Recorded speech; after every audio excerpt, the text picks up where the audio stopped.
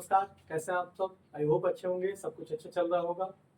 ये मेरे पास है आरबी जेईई का पेपर जो अभी हुआ है 4 जून को। तो हम लोग क्या करेंगे, इसके जो भी क्वेश्चंस हैं उसको एक एक करके डिस्कस करेंगे। आइए चलते हैं। तो पहले हम लोग टेक्निकल एबिलिटीज का क्वेश्चन डिस्कस करते हैं। तो इसमें पहला क्वेश्चन है, how does a ring main system improve stability. कैसे कोई रिंग मेन सिस्टम स्टेबिलिटी को इम्प्रूव करता है। तो देखिए इसका ऑप्शंस क्या क्या है। It eliminates the need for a transformer. तो अच्छा, इसका ऑप्शन पढ़ने से पहले इसको हम थोड़ा समझ लेते हैं कि रिंग मेन सिस्टम क्या है। अच्छा, रिंग मेन सिस्टम से पढ़ने पर हम रेडियल सिस्टम समझते हैं। देखिए क्या है, एक तरीके से डिस्ट्रीब्यूशन सिस्टम है कि किस तरीके से सप्लाई दी जाती है अलग अलग एरिया में। तो पहले रेडियल सिस्टम होता है। रेडियल सिस्टम में क्या होता है, एक सब स्टेशन होता है। इस सब स्टेशन पे फीडर से सप्लाई फीड करी जाती है। फीडर से सप्लाई फीड करी जाती है और सब स्टेशन से एक फीडर निकलता है जो कि किसको सप्लाई देता है, डिस्ट्रीब्यूटर को। ठीक, तो देखिए यहाँ से निकले और यहाँ से हम गए, यहाँ पे ट्रांसफार्मर ये लगा हुआ है और ये लोड को सप्लाई दे रहा है। ऐसे ही हम और इसमें करते हैं, और लाइनें इसमें ले लेते हैं। रेडियल सिस्टम है और हमने और डिस्ट्रीब्यूटर लगा दिया और ये लोड्स हो गया, लोड्स हो गए हमारे, ये ट्रांसफार्मर हो गया। ये होता है रेडियल सिस्टम में। एक तरीके का ये क्या है, AC distribution system. AC distribution AC distribution system. फिर हमारा नेक्स्ट है अब रिंग मेन सिस्टम, जिसकी यहाँ पे बात किया है। रिंग मेन मतलब रिंग, यहाँ पे मतलब रिंग बन जाता है, एक रिंग बना देते हैं। इस तरीके से हम एक रिंग बना देते हैं। ठीक, तो अब इसमें होता क्या है, सेम उसी तरीके से यहाँ पे ट्रांसफार्मर, ये ये फीडर है, ये सब फीडर है हमारे, फीडर, ये फीडर है, ये सब हमारे फीडर है। ये हमारा फीडर वाली लाइन है।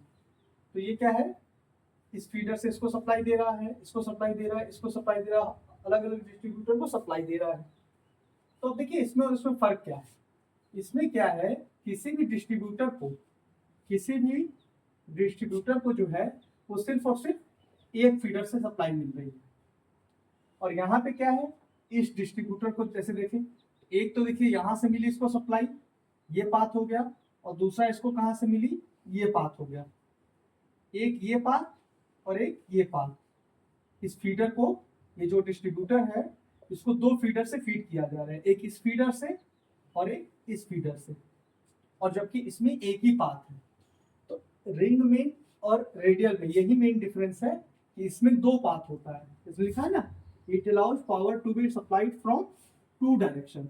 पावर दो डायरेक्शन से सप्लाई किया जा सकता है, सप्लाई दो डायरेक्शन से दी जा सकती है। तो इसका फायदा ये होगा कि अगर ये लाइन खराब हो गई तो भी इस लाइन से सप्लाई मिलती रहेगी।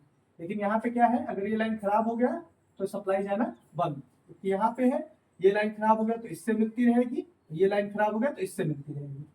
तो इससे क्या है कि सिस्टम की स्टेबिलिटी बनी रहेगी, यानी सप्लाई मिलती रहेगी। तो इसलिए ये तो करेक्ट हो जाएगा। अब बाकी के ऑप्शंस देख लेते हैं।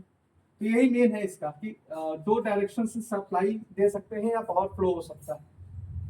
कह रहा है it eliminates the need for a transformer. इसके लगने वजह से ट्रांसफार्मर की नीड खत्म नहीं होगी। ट्रांसफार्मर हमें तभी चाहिए क्योंकि ट्रांसफार्मर का काम होता है स्टेप डाउन करने का। स्टेप डाउन, वोल्टेज को स्टेप डाउन करता है यहाँ डिस्ट्रीब्यूशन सिस्टम में। स्टेप अप भी करता है लेकिन यहाँ डिस्ट्रीब्यूशन में स्टेप डाउन करेगा। तो ये दोनों ही केस में ट्रांसफार्मर में चाहिए। नंबर ऑफ डिस्ट्रीब्यूटर को रिड्यूस करेगा, ऐसा कोई वो नहीं। वोल्टेज ड्रॉप को कम करेगा, ऐसा भी नहीं। यही होगा कि it allows power to be supplied from two direction. Okay, और अच्छा एक चीज और, इसमें आप देखिए ये चीज आपको बुक में मिल जाएगी। जैसे अगर किताब पढ़ी होगी आपने, principle of power system, VK. Mehta sir की, तो इसमें पेज नंबर 306 एंड 307 पे ये आपको क्वेश्चन मिल जाएगा। ओके, नेक्स्ट देखते हैं अब।